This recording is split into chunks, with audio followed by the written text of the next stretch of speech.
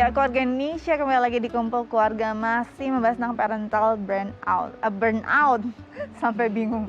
Saking kayaknya dalamnya kondisi orang yang mengalami hal tersebut ya, Iya, Onti ya. Kita coba sapa dulu dengan ibu yang satu ini, ada Ibu Anissa. Kita sapa, halo Ibu Anissa.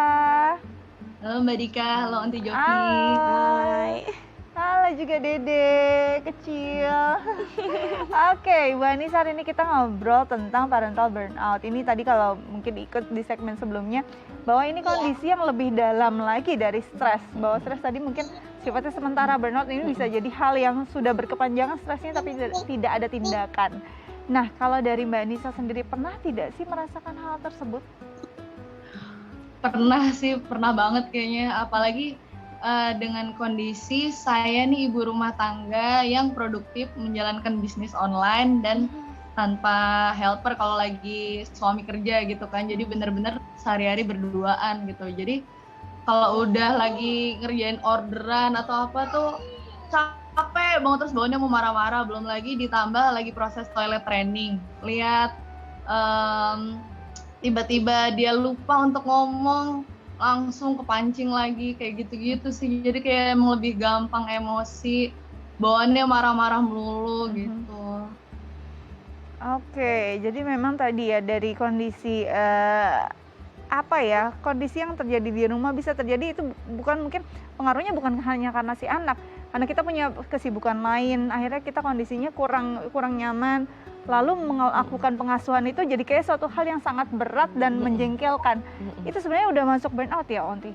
Iya, betul. Kalau memang itu sudah berlangsung lama dan sudah kita berusaha misalnya mengatasi dengan hal-hal yang tadinya kita lakukan bisa melegakan, tapi kok kita lakukan hal itu tidak melegakan ya gitu ya. Misalnya udah me time, udah berusaha misalnya contohnya melakukan hal yang disuka, tapi tetap aja seperti itu, berarti iya termasuk burnout. Oke, nah kalau misalkan tadi dalam kondisi tersebut gitu, memang kan apalagi bisnis online dengan harus packing, harus pengirim secepatnya, ada tuntutan lain nih untuk pekerjaan, tapi ada juga tuntutan pola asuh. Nah di saat kondisinya tadi udah benar-benar menjengkelkan sekali nih yang saya rasakan, apa yang Mbak Anissa sendiri lakukan untuk bisa paling tidak meredam kondisi tersebut atau emosi yang ada? Biasanya sih saya nggak denial gitu adanya emosi negatif tersebut, terima dulu aja gitu. Oke, ini lagi capek, pasti bawaannya emosi negatif, marah-marah tuh ada gitu kan. Terus lebih ngejaga jarak sih, karena kalau di saya pribadi kalau udah emosi bawaannya kayak gatel tangannya, aduh kayak langsung pinginnya ke fisik gitu kan. Jadi kayak lebih jaga jarak dulu aja, saya nenangin sendiri dulu gitu sih.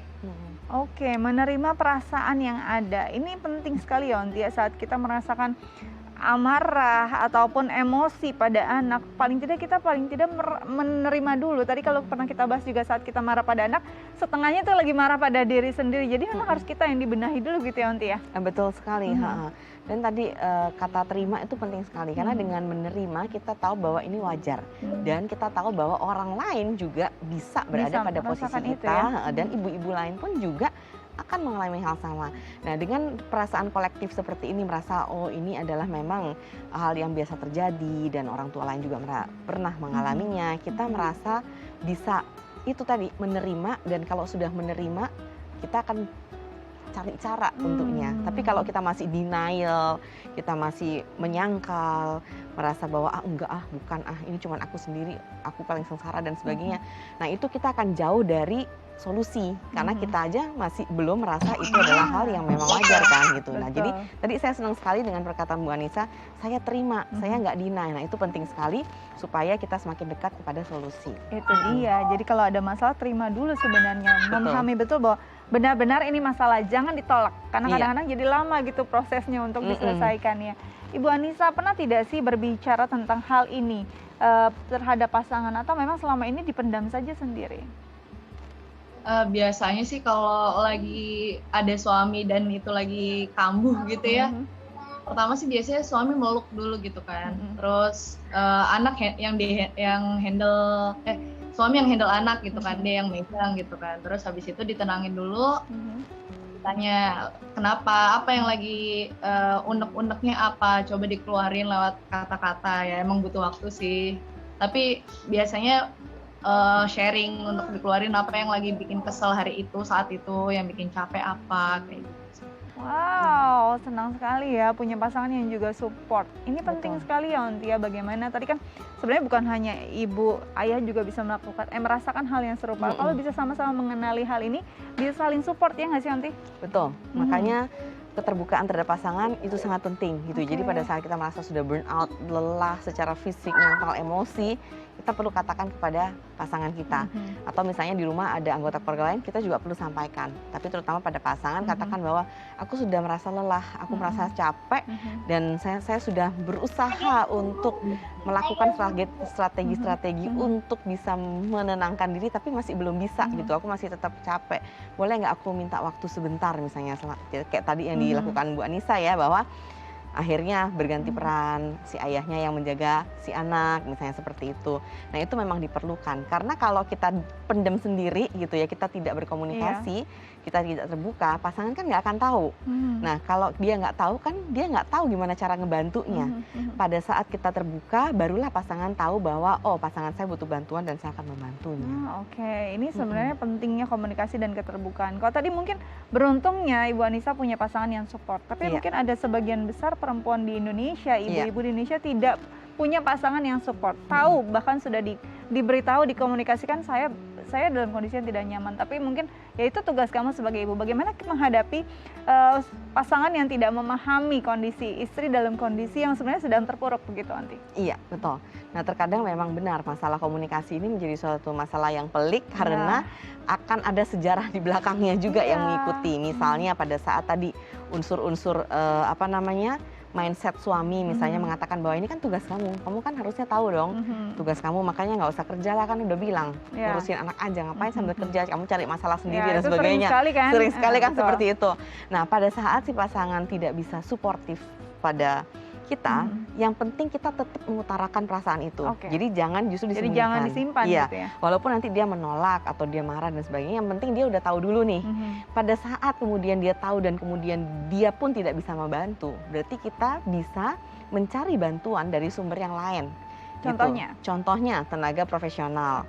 Misalnya apakah itu nanti sampai kepada konseling pasangan, konseling keluarga, ataupun misalnya dengan kognitif behavioral therapy untuk kemudian mengubah cara pikir atau kemudian menyusun strategi pembagian waktu dan sebagainya. Nah itu akan dibahas bersama tenaga profesional. Atau misalnya kita bisa pada saat memang merasa bahwa ada saudara yang bisa bantu dan sebagainya, itu juga diperlukan. Nah tapi di sini yang menjadi suatu highlight, dan ini senang sekali bahwa contohnya Bu Anissa ini sangat cocok sekali ya, karena dia punya pekerjaan dan juga harus mengurus anak dan sendirian pula ngasuhnya. Jadi nggak ada asisten rumah tangga, nggak ada ibu yang menolong dan sebagainya. Nah ini menjadi memang stresnya jadi double sebetulnya, karena di satu sisi kan harus ngurus anak, satu sisi memang punya hal yang harus diurus juga dalam hal pekerjaan. Dan apalagi kan wira swasta ya, jadi bisnis melakukan sendiri dan di anak juga melakukan sendiri. Jadi memang perlu sekali dalam hal ini selain komunikasi sama pasangan juga melakukan time management sebetulnya gitu, mengatur waktu. Misalnya oke, aku hanya buka orderan PO misalnya di jam sekian sampai jam sekian, misalnya seperti itu, dimana jam-jam itu kita lihat bahwa oh beban kita terhadap tugas dan tanggung jawab terhadap anak tidak terlalu berat di jam itu, jadi kita bukanya seperti itu, mau nggak mau, karena kan nggak ada yang bantu. Atau solusi yang kedua ya memang harus cari karyawan gitu, karyawan yang membantu bisnisnya ini seperti itu. Jadi memang kalau dirasa perlu bantuan tenaga ekstra, ya berarti itu yang harus diambil. Berarti harus ada time managementnya tadi ya. Nah Ibu Anissa, ini kan psikolog kita, mungkin ada yang ingin ditanyakan terkait tema kita hari ini, silahkan. Ini sih kayak inner child itu mempengaruhi parental burnout nggak ya, Onti Jovi? Ini menarik ya. Menarik sekali nih pertanyaannya, bagus banget nih. Inner child mempengaruhi nggak sih Onti? Mempengaruhi sekali jawabannya. Iya, karena inner child ini kan berarti kan memang pengalaman dan hal-hal yang memang pernah kita rasakan, kita lalui di masa lalu kita, dan kita tahu bahwa masa lalu itu kan yang membentuk bagaimana cara kita berpikir, bagaimana kemudian cara kita merespon, kita memahami sesuatu hal termasuk hal yang terjadi pada diri kita, termasuk bagaimana cara kita memahami makna kita sebagai seorang istri dan seorang ibu tentunya. Nah, pada saat inner child yang lalu, misalnya adalah seorang ibu yang selalu disalahkan, misalnya pada saat kecil dia selalu disalahkan sama orang tuanya. Ini kan tanggung jawab kamu. Kalau kamu misalnya lagi sedih, lagi marah, lagi kecewa, nggak usah kamu lapor-lapor ke mama, itu urusan kamu, misalnya seperti itu. Atau kemudian inner child-nya adalah dari keluarga yang di-neglect atau kemudian diabaikan. Nah, ini akan berpengaruh karena pada saat dia menjadi seorang ibu dan kemudian mengasuh anak, dia kan akan membawa nilai-nilai ini juga gitu. Jadi akan merasa bahwa tadi percuma ngomong sama suami, percuma aku terbuka, kan juga toh yang disalahin aku.